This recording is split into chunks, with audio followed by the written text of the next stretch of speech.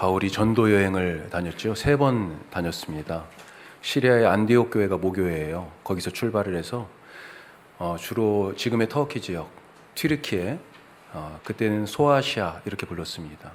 그리고 또 에게 바다를 건너서 크게는 유럽이라고 부를 수 있는 지금의 그리스 땅, 위쪽은 마케도냐라고 얘기하고 아래는 아가야라고 그렇게 지역을 얘기할 수 있어요. 소아시아와 마케도냐, 아가야 이 지역을 중심으로 해가지고 아시아와 유럽에 3번에 걸쳐서 전도여행을 가서 교회들을 세우고 복음을 전했습니다.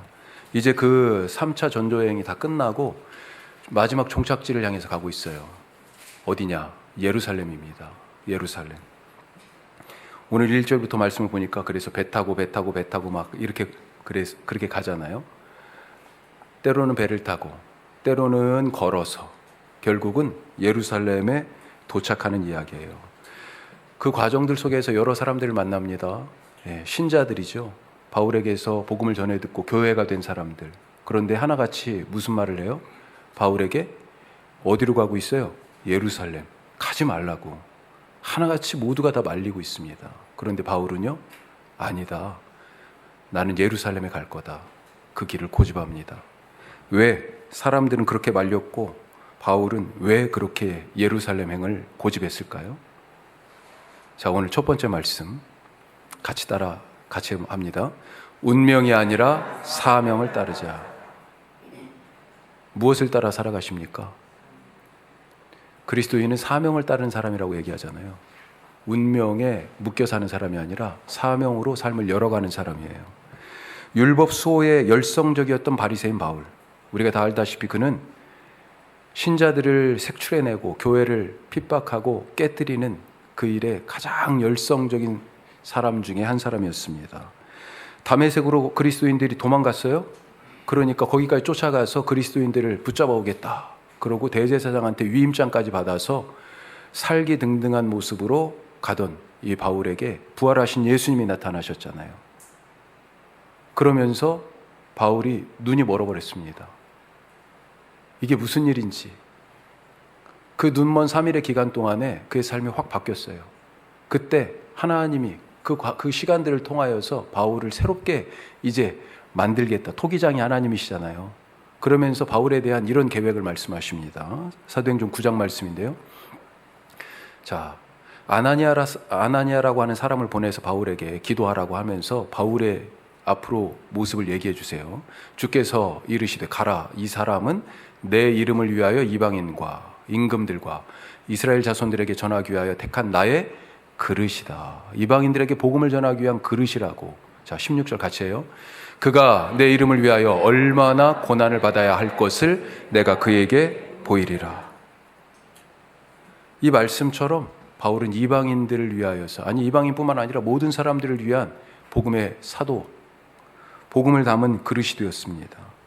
그리고 그것이 되기 위하여서 그 사역을, 그 사명을 감당하기 위해서 어떤 일이 있었어요? 가는 곳곳마다 반대와 핍박과 몇 번씩이나 죽을 뻔한 그런 위험들을 건너야 했어요. 그때마다 위로가 되는 게 있었어요. 뭐예요? 죄에 빠져있던 그 사람들이 인간의 육신의 욕심과 교만으로 살던, 육체로 살던 그 사람들이 뭐가 됐어요?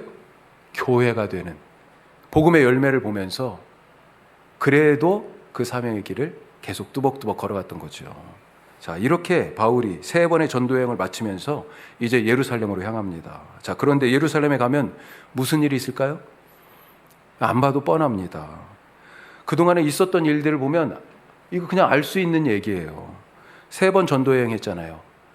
대표적인 예들만 하나씩 생각하면 1차 전도여행 때 루스드라라고 하는 곳에서, 거기가 디모데의 고향입니다. 거기서 디모데를 전도하고 픽업했어요. 같이 선교사에게. 자, 그런데 루스드라라고 하는 곳에서 어떤 일이 있었어요? 신으로 사실은 추앙받았어. 그들이 하는 일을 보고, 왜 그러냐면 날 때부터 한 번도 못 걷던 사람이 이 바울과 바나바를 통해서 걸었거든요. 그러니까 야, 제우스가 나타났다 막 그러면서 숭배하려고 그랬어요. 그런데 아니라 손사래를 쳤는데 그 이후에 무슨 일이 있었냐? 바울이 돌에 맞아가지고 죽은 줄 알았습니다. 지난번에도 말씀드렸지만 성 밖에 갖다 버렸잖아요.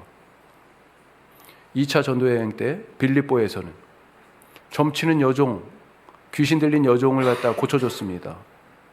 붙잡히고 매맞고 완전히 꽁꽁 착고에 채워져 가지고 깊은 감옥에 던져졌어요. 3차 전도여행 때는 에베소는 가장 오래 있었습니다. 3년간이나 있었어요.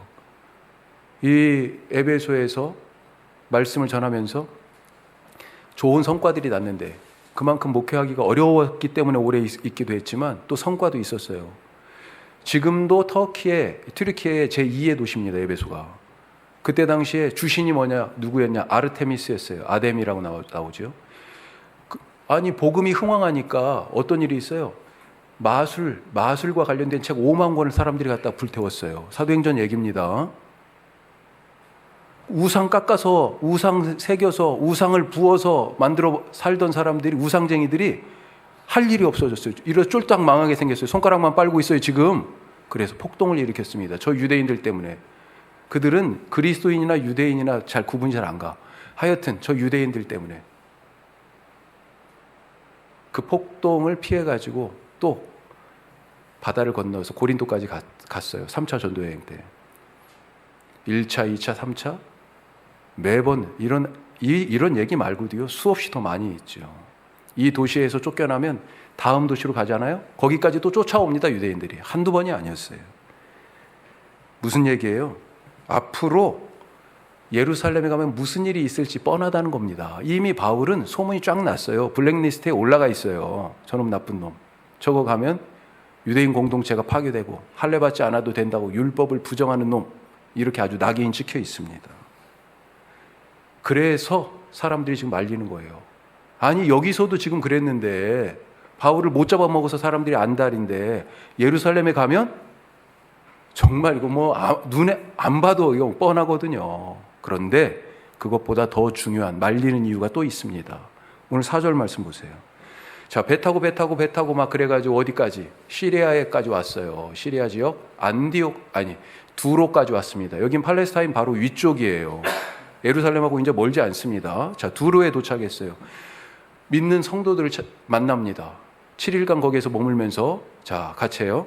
제자들이 찾아 거기서 이레를 머물더니 그 제자들이 성령의 감동으로 바울더러 예루살렘에 들어가지 말라 하더라. 성령이 예루살렘에 가면 무슨 일이 있게 될지 성령님이 또 알려주셨다는 겁니다. 아, 우리의 경험과 짐작만으로가 아니고 성령이 알려주고 계세요. 그래서 일주일 내내 만류했는데 바울의 마음을 돌릴 수가 없어요. 어찌나 굳건한지 변하지 않습니다. 결국 바닷가에서 기도하면서 헤어졌다 이렇게 돼 있어요. 그래서 헤어져서 어디 왔어요? 가이사라에 왔습니다.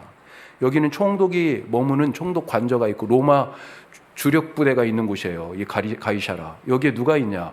빌립 집사님이 있습니다. 빌립 집사님.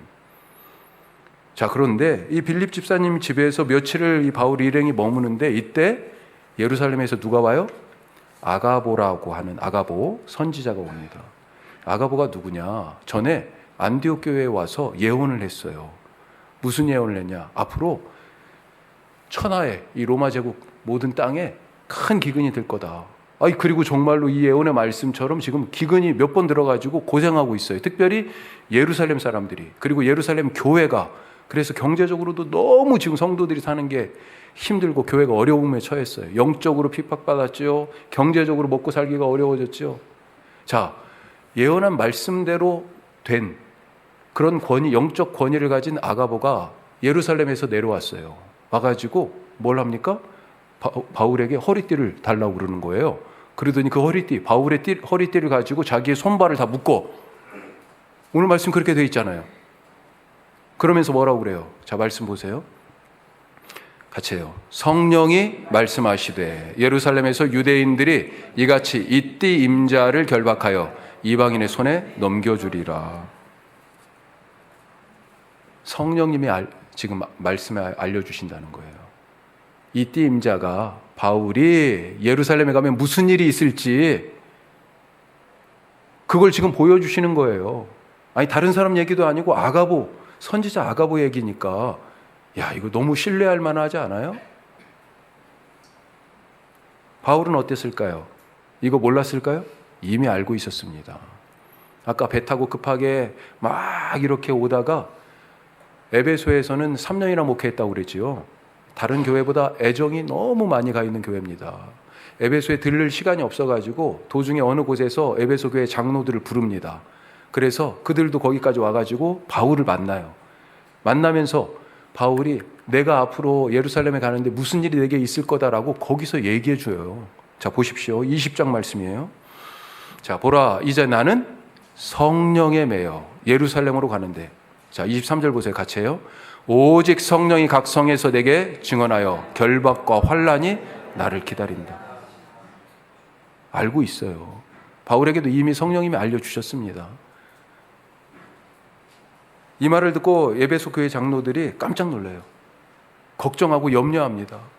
아니, 우리 바울 선생님 그렇게 죽으면, 그렇게 붙잡히면 또다시 그렇게 죽을 만큼 매맞는 거 아니야?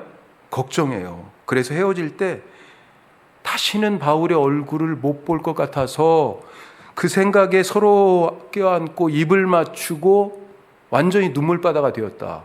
이 20장 이 말씀 뒤에 있어요. 말리는 사람들도 알고 있고 바울도 알고 있습니다. 그동안의 경험도 그렇고 무엇보다도 성령님께서 확인을 해주고 계세요. 예루살렘 가면 무슨 일이 일어날지 모두가 다 알아요. 그래서 말입니다. 내가 바울 입장이라면 어땠을까요? 이게 내 운명인데, 내가 지금 예루살렘에 갔을 때 마주치게 될 운명인데 어떨까요? 어떻게 하시겠습니까? 바울이 뭐라고 대답합니까? 가지 말라고 만류하는 이 사람들의 말에. 자, 오늘 13절 말씀 보세요. 13절. 자, 뭐라고 대답하는지 바울이 대답하되 여러분이 어찌하여 울어 내 마음을 상하게 하느냐. 나는 주 예수의 이름을 위하여 결박당할 뿐 아니라 예루살렘에서 죽을 것도 각오하였노라. 아멘. 바울 고집이 쇠고집이에요. 쇠고집. 안 끊어져요. 체포되고 고난받을 것이 뻔한데도 나는 가겠다. 한사코 가겠다고 합니다. 불난집에 뛰어드는 사람이 있어요? 우리가 섭을 지고 불구덩이에 뛰어든다, 그런 얘기 있잖아요. 옛날 말이라서 이게 땔감입니다. 땔감. 예, 잘 타는 그런 나무 같은 거예요. 그걸 짊어지고 지금 불구덩이에 누가 들어가요? 이미 그동안 각각의 도시에서 유대인의 회당에서 특별히 전도하고 나서 얼마만큼 바울이 핍박을 받았는지 아까도 말씀 나눴잖아요. 한때 대제사장을 도와서 어떻게 보면 대제사장의 오른팔 역할 같이 그렇게 그리스도인들을 핍박하고 교회를 깨뜨리기 위하여서 앞장섰던 바울. 그런데 지금은 어때요? 아니, 하나님의 아들을 자처하는 예수를 따르니 신성모독자고, 그렇게 충성하던 율법을 배신한 배반자고, 이제 이 유대 공동체를 파괴하는 파괴자입니다. 바울 이름만 들어도 유대인들이 지금 이가 갈려요. 나중에 이 사도행전 뒤에 가면 무슨 얘기가 나오냐. 바울을 죽이기 전에는 내가 밥도 안 먹겠다, 이렇게 다짐한 비밀 결사대, 암살단이 조직되는데, 이게 자발적인 조직이에요. 40명이 넘는 사람들이 자발적으로 바울 죽여야 나는 살겠다라고 나선 사람들이 있었어요. 예? 그 정도입니다. 그 정도예요. 분노가. 예루살렘에서의 바울의 운명은 안 봐도 뻔합니다. 잡혀서 매맞고 죽을 거예요. 그래서 이 운명을 알았으니 예루살렘에 가지 말아야 될까요? 어떻습니까? 우리 생각 한번 해보십시오. 비슷한 경우가 있었잖아요. 예수님이 예루살렘에 가면 무슨 일이 일어날지 아셨어요? 몰랐어요? 아셨습니다. 차이점이 있다면 지금은 사람들도 다 알고 바울도 다 알아요. 그런데 예수님 때는요, 제자들은 몰라. 예수님만 알아요. 그러니까 예수님이 알려줘요. 야, 이제 우리가 예루살렘으로 갈 텐데 거기 가면 내가 붙잡혀 고난을 받고 십자가에 죽을 것이다. 3번이나 알려주세요. 3번이나. 그런데 베드로가 뭐라고 그래요? 예수님은 예루살렘에 갔을 때 어떤 일이 벌어질지 알고 그 운명을 지금 마주하고 피하지 않는데, 베드로는 어떻습니까? 안 된다고 가로막고요. 심지어는 예수님 체포될 때 어때요? 칼을 뺐잖아요. 칼을 빼. 하지만 예수님은요, 이 운명을 피하지 않고 마주했습니다. 그리고 십자가를 치셨어요. 왜 그렇습니까? 예루살렘에서 십자가를 지고 죽는 것이 바로 온 세상을 구원할 메시아로서의 예수님의 사명이었기 때문에, 그 사명을 이루기 위하여 고난을 감수해야 됐기 때문에. 지금 바울도 그렇습니다. 뻔한 운명이 지금 기다리고 있어요. 하지만 그 운명에 마주서서 복음을 땅끝까지 전할 사명에 자기 자신을 내던지고 있어요. 이 사명 누가 주셨습니까? 예수님이 주셨잖아요.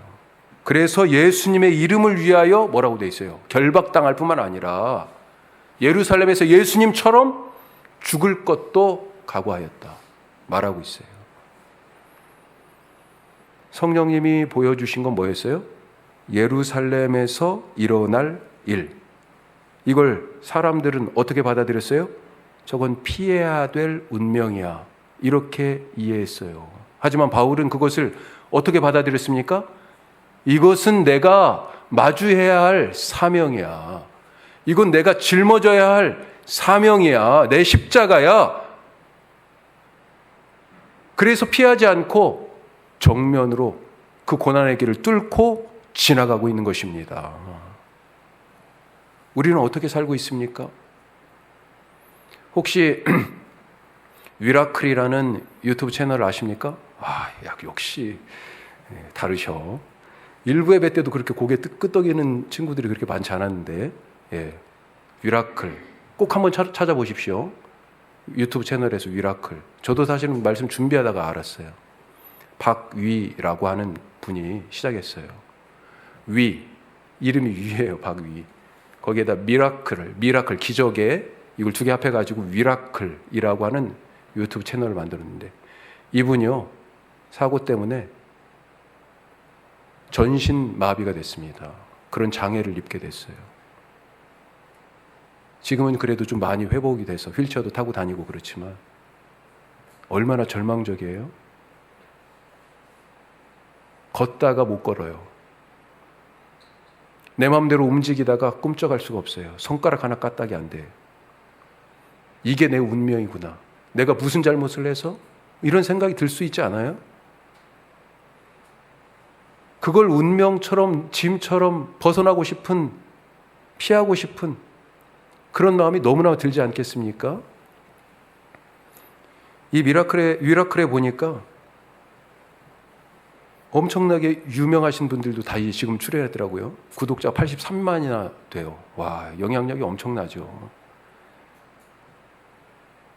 본인도 엄청난 노력을 통해서 이 장애를 극복하고 그런데 그런 것들을 보여주려고 하는 것, 그것보다 더 장애인에 대한 그 인식, 장애인 스스로뿐만 아니라 비장애인도 그런 인식을 개성하고 서로 간의 갭을 줄여가는, 함께 살아가는 사람들로서의 다른 모습으로서의 인정과 받아들임, 그리고 무엇보다 장애를 가진 분들이 장애를 더 넘어설 수 있도록 재활의 정보 이런 것들도 제공하고 여러 동기부여와, 하여튼 이제는 보니까 제가 쭉 그냥 대충 이렇게 간략히 살펴보니까 분야가 엄청 다양하게 유튜브 내용이 되어 있더라고요.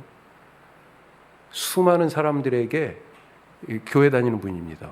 수많은 사람들에게 어떻게 하면 이것이 운명이 아니라 사명으로 살아갈 수 있는지를 보여주는, 정말 선교사가 이런 분이 아닐까, 이런 생각이 드는 채널이었어요. 우리도 가끔 그런 일들이 있지 않습니까? 고치기 어려운 병을 갑자기 만나요. 생각지 않았던 사고를 마주할 때가 있습니다. 내 잘못이 아닌데 경제적인 어려움에 던져지기도 해요. 이런 일들이 피하고 싶은 운명이 되면 사는 게 너무 힘들고 고달프잖아요. 절대 지고 싶지 않았는데 이것을 지고 있기 때문에 매일매일이 고난이요, 견디기 어려운 그래서 인생이 행복하지 않습니다. 하지만 분명한 것은 뭐예요? 그리스도인은 운명을 사명으로 바꾸어 사는 사람이다. 운명이라는 절망에서 사명이라는 소망을 찾는 사람이 바로 그리스도인이다. 그런 믿음으로, 그런 사명으로 살아가시기를 주님의 이름으로 축복합니다. 자, 두 번째, 신앙을 고백할 때 사명을 따라 살 수 있어요. 자, 지금 사명에 대해서 얘기하잖아요. 신앙을 고백해야 사명으로 살아요. 우리가 교회에서 사명 많이 쓰는 단어 중에 하나가 바로 이 사명이죠. 사명이 그럼 뭘까요? 사명이 뭡니까? 이렇게 말씀드리고 싶어요. 우리의 사명은 교회로 사는 것이다.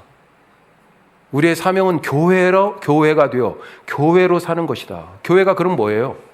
예수님의 몸이잖아요. 예수님의 몸이 되어 사는 것입니다. 예수로 사는 것이 바로 우리의 사명이에요. 그게 구원이잖아요. 그러면 어떻게 해야 예수님의 몸인 교회가 됩니까? 어떻게 해야? 말씀하셨잖아요. 성경에서 얘기해 주고 계시죠. 예수님이 제자들에게 물어요. 너희는 나를 누구라고 하느냐? 베드로가 얼른 대답하죠. 당신은 그리스도시요 살아계신 하나님의 아들이십니다. 이 놀라운 고백.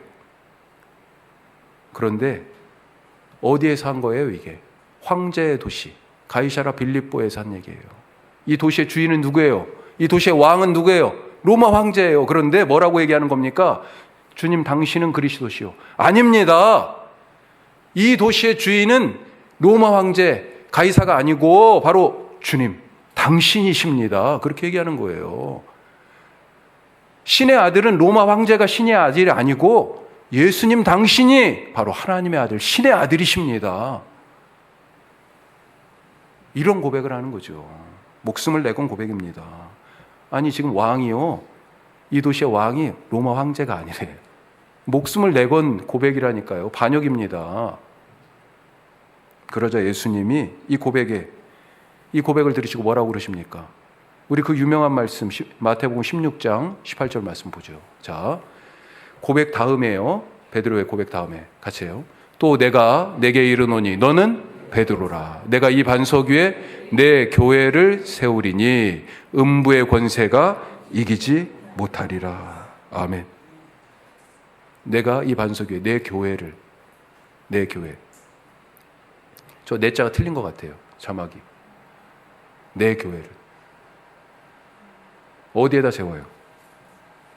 신앙을 고백하니 교회로 세워지는 거예요. 이거 놀랍지 않습니까? 예수님이 누구신지 고백하니까 내가 예수님의 몸이 되었어요. 예수님의 눈으로 갑자기 세상을 보게 됐습니다. 달리 보여요. 그동안에는 어떻게 보였어요? 아휴, 저 꼴도 보기 싫어. 이랬잖아요. 예? 고개를 확 돌렸잖아요. 그런데 그 사람이 보여요. 있는 그대로 받아들이게 됩니다.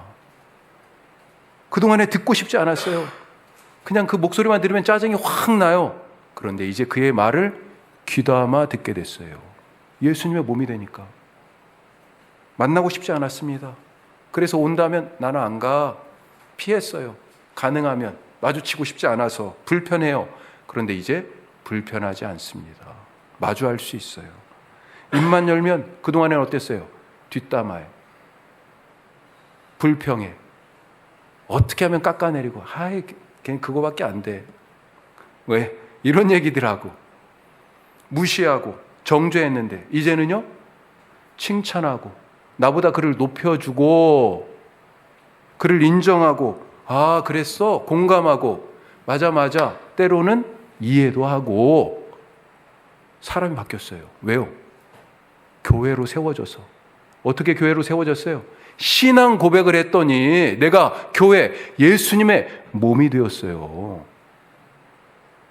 그동안에 맨날 하나 더 움켜쥐려고 하나 더 가지려고 그래서 조금 더 내가 가진 사람 누구보다 저 사람보다 내가 조금 더 가졌다고 그런 생각이 되면 괜히 어깨에 힘이 들어가고 뿌듯하고, 누군가 나보다 조금 더 가졌다고 생각하면 괜히 위축되고 쪼그라들고 그랬는데, 이제는 어때요?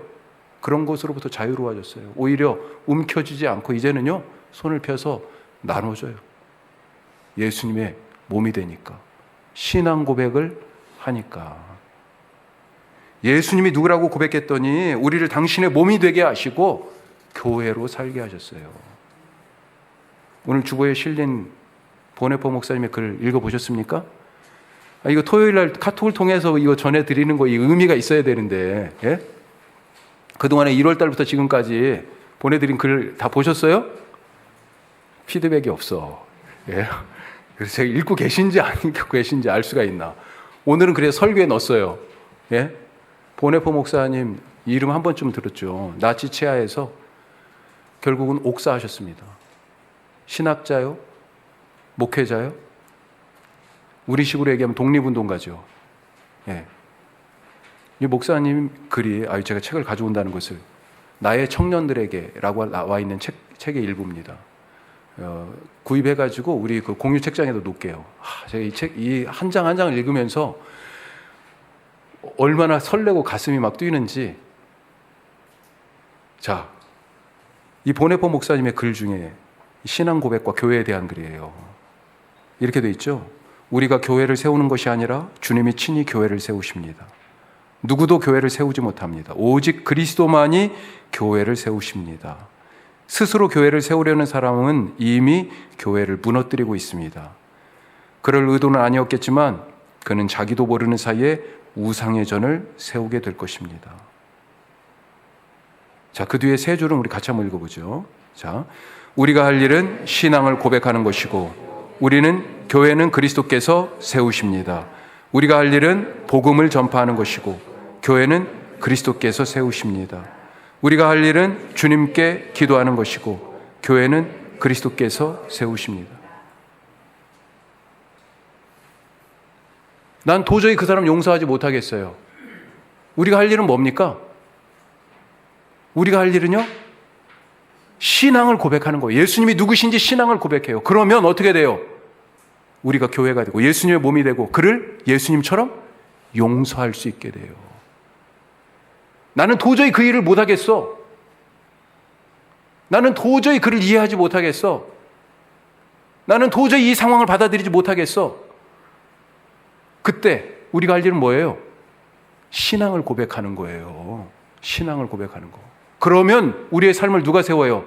예수님이 교회로, 당신의 몸으로 세우십니다.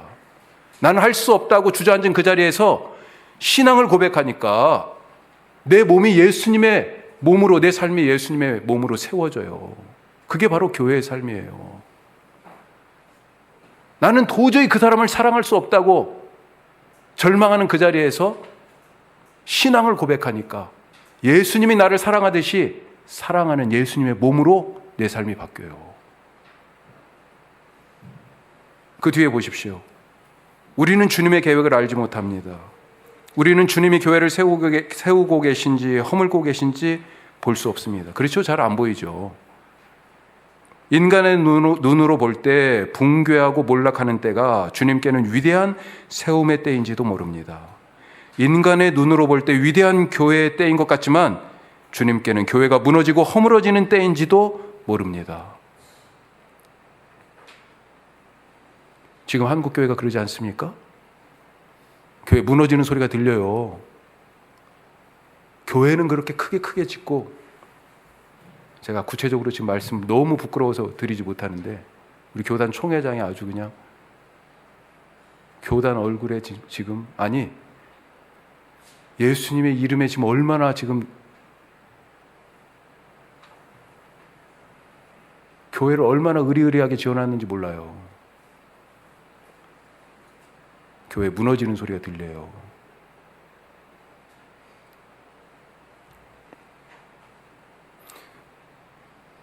우리 교회는 신앙을 고백해야 합니다. 거듭 신앙을 고백해야 합니다. 오직 그리스도만이 주님이십니다. 우리는 오직 그리스도의 은혜로만 살아갑니다. 교회를 세우는 분은 그리스도이십니다. 믿으시기 바랍니다. 누구에게 물으셨어요? 예수님이. 베드로가 대답했지만 예수님은 지금 잘 들으세요. 너희는 나를 누구라고 하느냐? 너희라고 물어보셨어요. 너희. 우리가 함께 대답해야 됩니다. 함께.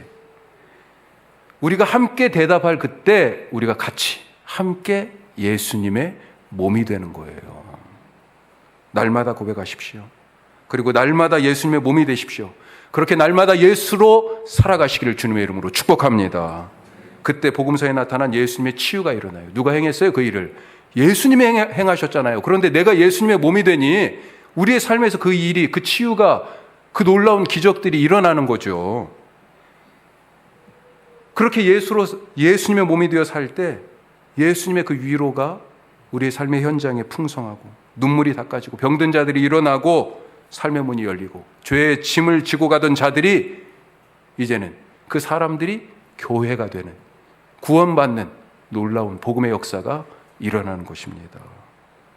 우리가 함께 고백할 때 우리에게 주어진 운명을 피하지 않고 예수님의 몸으로 사는 그 사명을 발견하고 날마다 그 사명을 이루어가는 교회가 될 수 있음을 알고 오늘도 그 길을 바울처럼 주님이 가신 그 길을 따라가실 수 있기를 주님의 이름으로 축복합니다. 기도하겠습니다.